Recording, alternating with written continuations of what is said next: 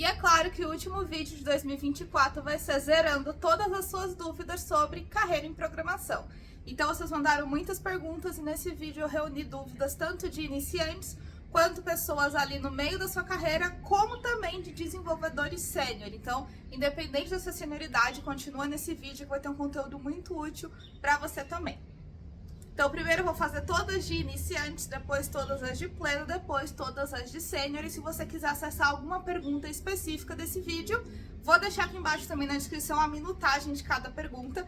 E se a sua pergunta não foi respondida, ou se você quer enviar uma pergunta, aproveita e comenta ela aqui, que eu pego todas essas perguntas e abro algumas caixinhas de pergunta também com frequência no Instagram para acolher novas perguntas para esse quadro do Cabe e Ajuda. Inclusive, também vou deixar aqui vinculado todas as Cabe e Ajudas anteriores, que vai que a sua dúvida também já foi respondida, mas manda sua dúvida aqui e sua sugestão de conteúdo. A primeira pergunta aqui voltada para pessoas iniciantes é: qual a melhor linguagem de programação para começar? Essa daqui é um grande depende. Eu tenho alguns vídeos que eu já falei sobre escolha de stack, eu também vou vincular eles aqui em cima e deixar eles aqui na descrição. Qual que é o meu critério e se eu estivesse começando hoje em programação, como que eu, Camila, escolheria a linguagem de programação para eu começar? A primeira coisa que eu faria seria analisar o mercado.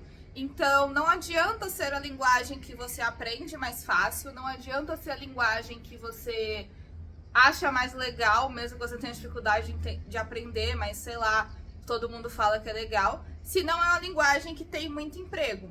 Então, eu daria uma pesquisada, pode ser no LinkedIn ou até em outras plataformas de vagas para devs, mas LinkedIn eu acho que é mais fácil nesse sentido. E jogaria lá, por exemplo, desenvolvedor Java, desenvolvedor JavaScript ou Node, né, no caso quem for back-end, desenvolvedor Kotlin, Ruby, React, aí questão de frameworks também, né, que já é uma boa pesquisar junto com frameworks, e a partir disso eu veria que tem mais vagas, tá bom? Camila, eu faço faculdade, na faculdade ensinam a linguagem, mas eu vejo que tem mais vaga para outra. O que eu faço? Você pode dividir o seu tempo de estudo. Então, por exemplo, na sua faculdade ensina C, só que muito dificilmente você vai ver vagas para desenvolvedores C. Então, o que eu, Camila, faria? Eu estudaria exclusivamente o que eu vou usar para a faculdade, tipo, não compraria um curso de C, não veria mentorias de como se tornar desenvolvedora C. E aí, no meu tempo livre, fora do horário que eu estou estudando para as coisas da faculdade, eu estudaria sobre aquela linguagem, sobre o mercado, procuraria mentorias e tudo mais. Mas, como eu sou uma ótima mentora e professora, obviamente eu já fiz uma breve pesquisa sobre isso. E, ao meu ver, as linguagens com maior número de vagas, falando de back-end, são Java, Golang, está crescendo bastante, .NET e também JavaScript, que aí envolve Node, Nest e também um pouco ali do TypeScript também. Falando de front-end, geralmente todos usam JavaScript ou TypeScript por debaixo dos panos, mas os frameworks com maior número de vagas é o Angular, o React e o Vue.js, tá no Angular e React aí meio ali disputando a liderança também de vagas de front-end. Então, te poupando o trabalho de pesquisar isso, já pesquisei para você com essa resposta. A segunda pergunta também da aba ali de iniciantes é: como posso ganhar experiência prática sem ter um emprego na área? Essa pergunta é muito interessante. Eu tenho um vídeo só sobre portfólio back-end aqui, mas continua aqui nesse vídeo, vai conferir ele depois. E é fazendo projetos de portfólio, mas uma coisa muito importante que é até a base da mentoria, né, e de todo mundo que eu faço consultoria, é o método TAI. Então é você aprender ali o que o curso ensina, você colocar em prática por meio do projeto, mas você buscar a elevação, né, daquele conhecimento, aquela maior profundidade. Então, por exemplo, você pode evoluir o próprio projeto do curso, você pode fazer um projeto um pouco mais complexo, abstraindo aqui para deixar um exemplo mais fácil. No curso ensina a fazer um CRUD simples, sem teste, sem autenticação, sem nada. Constrói outros tipos de consultas, sem ser a classe padrão do Spring Data para quem é do Java. É um front-end, uma landing page estática, sem nenhuma animação. Faz uma animação CSS, torna ela responsiva, vai evoluindo aquele projeto. E muito importante também, com a coisa que eu pego muito na mentoria e na minha consultoria: utilize o LinkedIn de forma estratégica para mostrar essa sua experiência. Camila, eu subo no GitHub. GitHub é super importante, GitHub é maravilhoso, mas as pessoas não ficam, a maioria pelo menos, ativamente ali no GitHub, quanto fica no LinkedIn, que é um grande feed ali de rede social. Então você pode ali compartilhar o projeto, compartilhar o que você aprendeu e tudo que você anda evoluindo o seu conhecimento, tá? Outra opção também, aí depende do seu tempo, né? Se, por exemplo, você não tem algum outro emprego, você, entre várias aspas, só estuda, você pode talvez pegar um freelancer. Então tem vários projetos freelancer de front, principalmente, que são fazer site institucional, que às vezes é uma coisa simples com WordPress, uma coisa simples com HTML e CSS, já é um tipo de experiência, além de gerar uma renda extra. De back-end, geralmente não tem freelas tão iniciantes, mas aí você pode ver se tem alguém da família precisando de alguma API, de algum banco de dados, de uma aplicação desktop também, e ir construindo essa sua experiência. A terceira pergunta ela é muito interessante, que é o que estudar primeiro, front-end, back-end ou banco de dados? Aqui, banco de dados, você só precisa estudar se você for back-end. Nossa, se eu sou front-end não tenho que saber SQL? Claro que tem, mas em outros momentos, bem mais pra frente. Aí, entre front-end e back-end, você não precisa estudar os dois. Eu não recomendo iniciante ser full stack, ponto. Eu acho que para você ser full stack, você precisa ser muito bom em um dos dois primeiro para depois aprender outro. Camila, mas muitas vagas pedem para ser full stack. Nesse momento, o máximo que você pode fazer é depois de você ter bem consolidado o back-end, você aprender como que o front consome o back. Ou depois de você ter bem consolidado o front-end, você aprender como é que faz uma API, como é que o front consome. É isso. Se você quer ser uma back-end de sucesso, não precisa ficar estudando muito sobre animações CSS. Se você quer ser uma grande desenvolvedora front-end, especialista em animações CSS, em coisas 3D e tudo mais, você não precisa ficar se matando em questões de escalabilidade de banco, em questões ali de, por exemplo, consulta de banco de dados, de consumo de outra APIs e tudo mais. Sendo que muitas dessas coisas o back-end vai fazer, então tenha um foco, porque só assim você vai conseguir ser boa de verdade em algo falando do seu início, tá bom? Agora entrando nas 3 perguntas de desenvolvedores pleno. A primeira, como melhorar minhas habilidades para participar de projetos mais desafiadores? Isso também é muito importante para quem quer ir de júnior para pleno ou até de uma senioridade para outra, né? Você precisa pedir por tarefas mais complexas. Então, até pegando o clássico exemplo de quem é estagiário, aprendiz, o que muitas vezes acontece? Aquelas tarefas mais bestinhas de que qualquer um faz, passa para estagiário, vai imprimir coisa, faz documentação. Só que se você só fica fazendo essas tarefas bestinhas para sempre, você não vai evoluir a carreira. Então, se você vê que só te jogam tarefas bestinhas ali, que não avançam muito, começa a pedir tarefa mais complexa, mas atenção, aqui independente da sua senioridade, né, sempre tem esse mínimo senso de ver, essa tarefa ela tem uma prioridade muito grande a nível de entrega. Então geralmente o que acontece? Quando você começa a pegar tarefas mais complexas, você vai ter uma curva de aprendizado um pouco maior, ou seja, um tempo maior para você entregar aquela tarefa, e se for uma coisa muito prioritária, talvez você não tenha esse tempo. Então sempre alinha com o seu time para ver, eu tô acostumada a fazer um front-end ali simples, uma tela simples ali em 2 dias, aqui dando um exemplo. Mas agora eu peguei uma tela com animações, com um monte de coisas ali, um carrossel, eu acho que eu vou demorar uns 3 dias. Estão contando que você vai entregar em 1 dia, tipo, uma pessoa já experiente nisso faria 1 dia, mas você vai entregar em 3. Então, se você não fizer esse alinhamento, vai ficar feio pra você. Então, não é você esperar estar 100% pronta para pegar a tarefa mais complexa. É você ter a consciência e alinhar com o time de que você precisa de um tempo a mais e, claro, ir se preparando. Então, a coisa que eu faço muito, né, até hoje, é ficar vendo quais são as próximas tarefas, que tipo de tarefa as pessoas mais sênior geralmente pegam. Agora, como eu sou especialista, eu já sou mais sênior do time, né, em questão de desenvolvimento ali. Então, não tem mais tanto esse espelho técnico dentro da squad. Claro que tem outros níveis de senioridade maior ali fora do time, né, de distinction, de principal, tudo mais. Mas quando eu era pleno, quando eu era júnior, eu vi o que geralmente o pleno faz, a sênior e assim por diante, eu ia estudando para esse tipo de tarefa especificamente. Mas lembre-se sempre de alinhar se você tem o tempo para aprender e para demorar um pouquinho mais para fazer essa entrega. Segunda pergunta aqui, focada em quem é desenvolvedor pleno, é qual a melhor forma de estudar tecnologias sem se perder? Principalmente tecnologias mais avançadas, né? Visando ali avançar a sua carreira de pleno para sênior ou até júnior, quer se tornar pleno. é tendo foco. Então eu vejo muita gente fazer o que eu fazia no começo, que era ser especialista em Hello World, que vai em 300 eventos de 300 tecnologias, não era boa em nenhuma, caía na entrevista, não sabia fazer nenhum projeto. Então é muito importante que você tenha essa maturidade, e maturidade aqui não tem relação com idade, tá? Maturidade é você ter maturidade profissional, e maturidade até um pouco pessoal mesmo, de falar, ok, isso vai ser relevante para mim agora? Porque, todo mundo fala de Rust. Tem mercado para Rust na sua cidade? Mas é vaga remota. Tem mercado para Rust da sua senioridade? Não falando que Rust é uma linguagem ruim, tá? Só tô dando exemplo. Mas eu quero fazer o curso de Rust avançado. Comprei um curso de Rust avançado lá de R$3.000. Nem sei se tem. Só um exemplo novamente. Você já é nível avançado?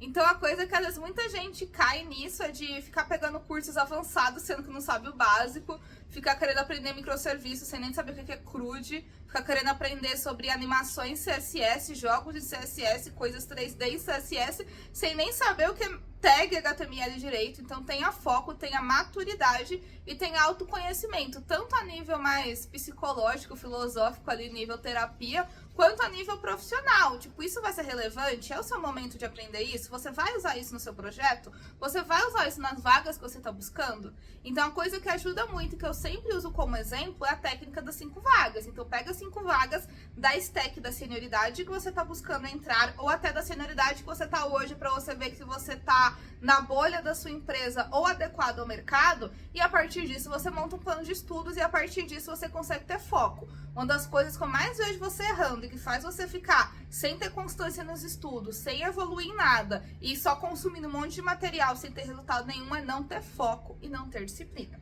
A terceira pergunta: como faço para me destacar no meu time e conquistar mais responsabilidades? Essa daqui é um pouco parecida com a primeira que eu fiz nessa sessão de perguntas de pleno. Então, é aquilo de você pegar as tarefas um pouco mais avançadas, mas ter a consciência de que você vai demorar mais e aliar isso com o time. Mas uma coisa que eu acabei não falando na pergunta anterior é que você também falar mais, você ser mais conhecido, te ajuda muito. Então, o famoso quem não é visto não é lembrado. Não é que, nossa, você vai se enfiar em todas as reuniões de diretoria para você aparecer e ser mais relevante. Não. Aqui é você, por exemplo, precisa de alguém para ajudar o cliente final. Tá todo mundo ocupado, mas alguém jogou na reunião. Seja proativo. Mas e a proatividade vai ser punida? Não, nem sempre, pelo menos. Mas assim, demonstra que você conhece o negócio, tá? E aqui outro ponto, tá? Conheça o seu negócio. Vai fazer um endpoint? Quem vai usar esse endpoint? Esse endpoint é pra quê? Vai ajudar quem? É muito diferente fazer um endpoint para 10 usuários por dia do que fazer um endpoint que recebe 1000 requisições por minuto. Entre questões de performance e escalabilidade, que o CRUD da padaria, o CRUD da mercearia da esquina não vão enfrentar, sabe? Então, para você conseguir mais responsabilidade, se destacar ali do time, conheça o seu negócio, se propõe a conversar com outros times, fazer apresentações, falar em reuniões. Então, não seja aquela pessoa que fica quieta sempre na reunião, dê ideias. Aí tem gente que fala, mas eu sou júnior, vão me achar intrometida. Dane-se. Se te acharem intrometida, a empresa é péssima. Só não vou falar outra palavra aqui pro YouTube não derrubar o vídeo. Mas assim, dá opinião, sugere coisas, demonstra que você conhece o produto minimamente, só não é um pintador de botão ou um fazedor de endpoint, tá bom? Agora entramos nas perguntas focadas em desenvolvedores sênior, são 4 perguntas e aí a gente vai encerrar esse vídeo. Qual competências comportamentais são fundamentais para uma desenvolvedora sênior? Comunicação. Então, entra um pouco que eu falei, né? Conversar com outras áreas, saber falar com todo mundo, ter uma comunicação assertiva, uma comunicação não violenta, organização, porque você como sênior começa a ter que fazer mais code review, mentorar outras pessoas, ajudar mais o time, às vezes até coordenar os esforços também. Outro ponto muito importante, a habilidade de dar feedbacks. E falando aqui de soft skills, principalmente, eu acho que também a questão ali da escutativa, que ela entra junto com a comunicação, e ainda a questão de negociação. Então, muitas vezes você, como dev sênior, vai ter que ajudar o time a fazer estimativas mais assertivas, a fazer negociações com outros times, negociar prazos, principalmente quando a liderança do time entra de férias. Você, como dev sênior, geralmente é a pessoa que fica no lugar da liderança, ou até você vai ser a liderança técnica do time, dependendo da empresa. Então é muito importante ter essa habilidade de negociação e resolução de conflitos também, que é quando a negociação não vai tão bem assim, sabe? Como se manter atualizado em um mercado que muda tão rápido? Então, principalmente quando você é dev sênior, você muitas vezes é a pessoa que vai ser mais antenada do mercado. E foi uma das coisas que me ajudou a evoluir muito na carreira. Por produzir muito conteúdo, por estar sempre em eventos, por estar sempre ali respirando tecnologia, eu acabo vendo que as coisas mudam muito rápido, eu acabo vendo qual é a tecnologia do momento, eu acabo construindo o que a gente chama de technology radar, né? Tem o famoso da ThoughtWorks, né, da TW, mas a gente pode ter o nosso technology radar. Então eu, Camila, eu já sei qual linguagem que é boa para fazer script simples, não é Java, qual linguagem é boa para fazer o microserviço, Java é uma delas, qual framework é bom para gerenciamento de estado, de front-end, assim por diante. Então você começa a ter um repertório. Então eu acho que uma coisa muito importante é você construir esse repertório por meio de eventos, por meio de artigo. Tem uma extensão do Chrome que ela me ajuda muito, chama daily.dev, que nela a gente seleciona os tópicos que a gente quer estudar, e aí a partir desses tópicos a gente consegue... Toda vez que abre uma guia nova do Chrome, eu não sei se funciona nesse navegador, ela lista várias coisas para você ler. Então, toda vez que eu abro, aparece um artigo de banco de dados, de performance, ou outros tópicos também. Então, é uma opção que me ajuda muito a me manter atualizada, tá? E uma coisa que me ajuda mais ainda é compartilhar conhecimento. Então, promova alguma espécie de chapter, alguma coisa para trocar informações entre os times, nem que seja um time, apresentar o que está fazendo para o outro. Porque aí sim, você vai conseguir... ter um repertório maior e ser aquela pessoa que é referência técnica no time, que é o papel da desenvolvedora sênior. Essa daqui é muito boa, porque eu já passei pelos dois lados. Devo buscar uma posição de liderança ou continuar focado em código? Depende. Então eu já fui tech lead por um tempo, depois eu fui especialista e depois eu me mantive especialista. Por quê? Se você quer ser tech lead ou um papel mais gestão, você vai ficar cada vez mais longe do código. Então você vai ser aquela pessoa que coordena esforços, que negocia com outros times, que faz refinamentos, tudo mais, mas você raramente vai ser a pessoa que puxa muita discussão de arquitetura, que ajuda no code review. Depende de empresa para empresa, mas eu, quando eu era tech lead, eu também era gestora de pessoas. Então, claro que de vez em quando, até para eu não me manter enferrujada tecnicamente, eu puxava algumas tarefas. E claro que o Camila Code, né, toda a questão da empresa, de dar treinamento, tudo mais, fazer palestras, me mantém atualizada também. Mas como tech lead, 90% do tempo era reunião, era lidando com pessoas de várias áreas, eram fazendo coisas mais burocráticas que não necessariamente código. Claro que eu também desenhava arquitetura e tinha várias responsabilidades em volta de arquitetura e tecnologia, mas não tanto quanto especialista. Como especialista, eu faço muitas reuniões com outros times, eu também já fui especialista em outra empresa que eu desenvolvia o dia inteiro. Então, eu me mantenho muito atualizada sobre tecnologia, eu sou a pessoa que, sempre que estou em dúvida entre abordagem X ou Y ali, com a melhor forma ali de escrever o código, também sempre vem a mim.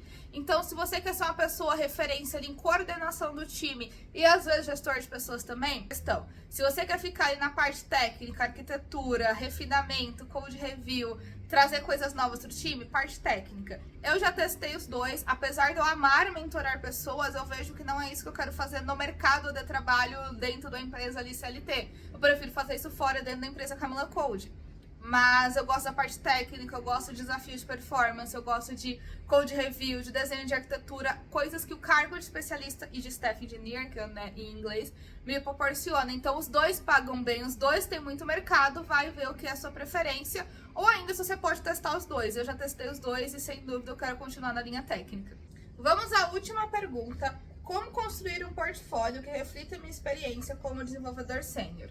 Essa daqui é muito polêmica, porque quanto mais sênior a gente fica, menos tempo a gente tem e até menos energia, digamos assim, para fazer projetos pessoais. Só que aí, quando a gente é sênior, a gente já tem experiência comprovada em carteira. Ou PJ, sei lá, comprovada em algum lugar, em currículo, digamos assim.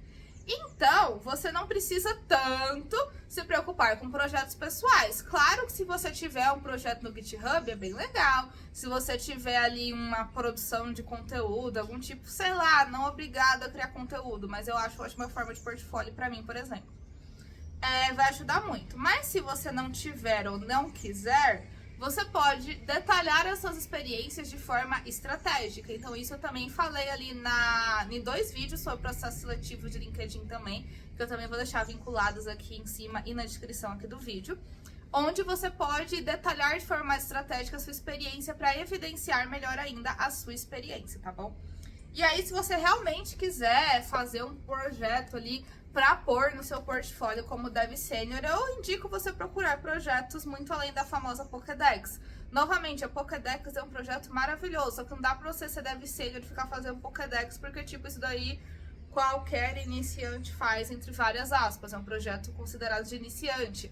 Até por isso, o projeto de iniciante geralmente tem essa coisa de Pokédex, API do Harry Potter, API da NASA, para tentar ser o mais lúdico possível para a galera iniciante se motivar mais ainda a fazer. Mas você como sênior, você não precisa tanto de, ai, nossa, um projeto muito lúdico, sabe? Então tenta fazer uma coisa mais complexa. Eu, por exemplo, estou me planejando para ano que vem voltar com aquele projeto de e-commerce que eu tinha começado. Só que aí eu vou fazer os vídeos gravados, que aí não vai ter problema de dar errado o código na hora e tudo mais. Então era um projeto muito complexo fazer um back-end do e-commerce com vários serviços e linguagens diferentes, frameworks diferentes, uns comunicando com o outro. Era outra pegada, obviamente, sabe? Mas aí você tem várias opções para você lidar com isso, sabe? Então você pode fazer um back-end de um e-commerce, você pode fazer o front-end do e-commerce até usando o WordPress, por exemplo, usando o e-commerce da vida, por exemplo. Então, tem várias opções, tá? Então, eu sempre dou algumas ideias também para quem tá na minha mentoria de projeto de portfólio, falo bastante sobre isso. Mas a questão é coisas relevantes. Você já vai ter muita experiência de mercado. Então, pense em coisas que são além do que você já tem de experiência. Então, eu quero ir para uma empresa de... Você, por exemplo, quer ir para uma empresa de streaming. Você nunca trabalhou com empresa de streaming, então constrói algum projeto pessoal que tenha uma ligação com o serviço de streaming para você ter um projeto relacionado a isso, sabe? Então você vai demonstrar sua experiência, sua senioridade de algo que já não tem. Então eu, como desenvolvedora sênior, eu sempre tento fazer projetos que vão ser além do que já tem no meu currículo, tipo, não ficar replicando o que eu já faço, sabe? Então, até porque eu já trabalhei muito em indústria fintech, você não vê tanto fazer projeto pessoal de banco. Então, eu pensei, vamos fazer o e-commerce inteiro, então pensar em logística, integrar com a API do correio, integrar com várias outras APIs, por exemplo, talvez até uma API de pagamentos ali mais pra frente, pra gente conseguir ter outras opções, outras coisas de experiências no seu portfólio, beleza? Essa era a última pergunta do nosso vídeo. Se você quer enviar mais alguma pergunta, sinta-se totalmente à vontade de enviar ela aqui nos comentários ou então me segue no Instagram, que sempre eu tô abrindo caixinha de perguntas lá nova para responder todas as dúvidas de vocês também, tá? Também aproveite os comentários aqui para sugerir algum tema de vídeo que você quer que eu traga. Tem curso de Spring Web Flux que sai vídeo toda semana, só deu uma pausa ali na semaninha aqui de Natal e Ano Novo, mas vai sair vídeo novo toda semana. E já dando spoiler, em 2025 também teremos curso de Git e GitHub, que também vai ter aula semanalmente, beleza? Então se inscreve no canal, ativa as notificações, confere os vídeos que estão sugeridos aqui na tela. Eu sou a Camila Code e até o próximo vídeo. Tchau, tchau!